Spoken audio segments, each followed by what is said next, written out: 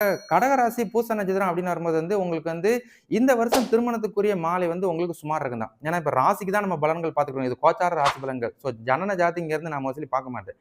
அப்ப உங்களுக்கு ராசிப்படி உங்களுக்கு அடுத்த வருஷம் ஜென்ம குரு. குரு அடுத்த வருஷம் மே மாசம் 25ஆம் தேதி குரு பேச்சு. அப்ப அங்க இருந்து ஒரு வருஷத்துக்கு திருமண மாலையை இவர் சாலிடா உங்களுக்கு ஏற்படுத்தார். அப்ப ஜென்ம குரு உங்களோட கலசர ஸ்தானத்தை 7ஆம் பார்வையா பார்க்கறதுனால இந்த வருஷம் திருமணத்துக்கு வாய்ப்புகள் குறைவா தான் இருக்குது. பட் இந்த வருஷம் திருமணத்துக்கு வாய்ப்பு இல்லைன்னு சொல்லி நீங்க சும்மா அசால்ட்டா இருக்க வேண்டாம்.